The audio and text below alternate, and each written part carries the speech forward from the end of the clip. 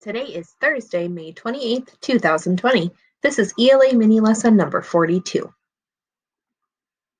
I can't believe we only have 2 chapters left in Junie B. Jones and Her Big Fat Mouth. Our learning targets are: I can make predictions using details from the text. I can summarize a chapter in a novel. Today, we will be making predictions about Chapter 7 based on what's happened in the whole story so far. And then we're going to listen to Chapter 7 and summarize, then make predictions for the last chapter in the story. Let's get our materials ready. Go ahead and open up your packet to Thursday, May 28th. Let's go down to our Summarize It graphic organizer. Here you're going to record your predictions, what you think is going to happen in Chapter 7. After you listen to me read Chapter 7 to you, you're going to summarize Chapter 7, and then make your predictions for Chapter 8. Go ahead and pause the video so you can record your predictions for Chapter 7. And when you're ready to listen, go ahead and hit play again. Junie B. Jones and Her Big Fat Mouth, Chapter 7, Jobs and Jobs. When I got off the bus, I zoomed to room 9. That's because I wanted job day to start very quick. Only first we had to take attendance. And then we had to say, I pledge allegiance to the flag of the United States of America and to the republic for which it stands. Except I don't know what that dumb story is even talking about. Then finally, Mrs. clapped her loud hands together. And guess what? Job day started, that's what. Boys and girls, you all look wonderful in your outfits, Mrs. said. I can't wait to learn what all of you want to be when you grow up. Who would like to go first? I would, I yelled out. Only then my bestest friend Lucille raised her hand, very polite, and she got to go first. Lucille looked the most beautifulest I've ever seen her. She was wearing a new dress that her Nana bought for her. It was the color of pink velvet. Also, she had on shiny pink shoes and socks with bows and lace on them. Lucille's Nana is loaded, I think. Lucille went to the front of the room. She reached into a little bag and pulled out a sparkling crown with jewels on it. Then all of room 9 said, "Ooh," except not for the boys. When I grow up, I'm going to marry a prince, she said, and I'll be a princess, and my name will be Princess Lucille. Then she put the sparkling crown on her head, and she looked like a fairy tale guy. Mrs. smiled. That's a lovely thought, Lucille, she said. I know, said Lucille. My Nana says if you marry a prince, you're set for life.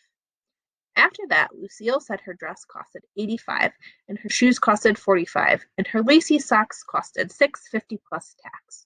Then Mrs. told Lucille to sit down. Ricardo went next. He was wearing a round yellow hat. It was the kind of hat you can bang on. This is called a hard hat, he said. You have to wear it when you're building tall buildings, or else somebody might drop a hammer from way up high, and it could hit you on the head and kill you. Mrs. smiled. So you're interested in construction, right, Ricardo? She asked. But Ricardo just kept on talking about other stuff that could fall on your head and kill you, like a paint can and an electric drill and a lunchbox. Then Mrs. said, sit down, to him too. That's when William raised his hand. Only he was being very bashful, and he wouldn't go to the front of the room. You don't have to be nervous, William, said Mrs. Just tell us what you want to be when you grow up. William covered his face with his hands. Super William, he said, very quiet. Then he got out of his seat, and he jumped way high in the air, only his cape got tangled up in his chair, and he crashed into the table. After that, Super William got very sniffling, and Mrs. said we would get back to him later. Then lots of other kids talked about their jobs. Like a boy named Clinton is going to be a rich and famous astronaut, and a girl named Lily is going to be a rich and famous movie star. Also, she wants to direct.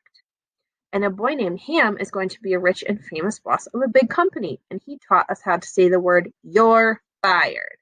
And here's the bestest one of all, because a boy named Jamal Hall is going to be the rich and famous president of the whole United States. Cool, said Ricardo. Then the other boy said, cool, too. I did a secret smile. Yeah, only not as cool as my job, I thought to myself. Then I raised my hand, very polite, and Mrs. called my name. boy, I shouted, oh boy, 'cause mine is even better than President of the United States. I zoomed speedy quick to the front of the room. Then my excitement wouldn't stay inside of me anymore. A janitor! I'm going to be a janitor! I hollered out. After that, I jingled my jangly keys, and I waved my paintbrush in the air, and I clapped and clapped. Only too bad for me, because nobody clapped back. And here's something even worser. Room 9 started laughing very much, and it was the mean kind. She wants to be a janitor, they yelled. They pointed at my brown pants, and they called me the name of stupid. And I didn't know what to do because I felt very crumbling inside. And so I just kept on standing there and standing there, and my eyes got a little bit of wet in them, and my nose started running very much. That's how come I've covered up my face, or that's how come I covered my face up. They're not having courtesy for me, I said real soft. Only just then, Mrs. clapped her hands together and she scolded Room 9 a real lot. Junie B is right, she said. Being a janitor is a very important job. You have to be hardworking and reliable and very, very trustworthy. I peeked through my fingers at her. Yeah, and don't forget the part where you have to save people from danger, I said. Then that Jim I hate laughed right out loud. Janitors don't save people from danger, you goony bird, he said. I stamped my foot at him. Yes, they do. They do too. Because one time I was eating a dangerous lifesaver and janitor made me spit it out. And also, he brought his flashlight to room 9 and he saved William from the dangerous dental floss. Then I held up my jangling keys. And see these things? Keys are what janitor unlocks the bathroom door with, or else we couldn't even go to the toilet. Then I showed him my paintbrush. And janitor paints litter cans too, I said, and painting is the funnest thing I love. That Jim did a mean smile. Yeah, well, too bad for you, but you're a girl and janitors have to be boys, so there. I run to his table. No, they do not, you stupid head Jim, I said. Girls can be anything boys can be. Right, missus? Right?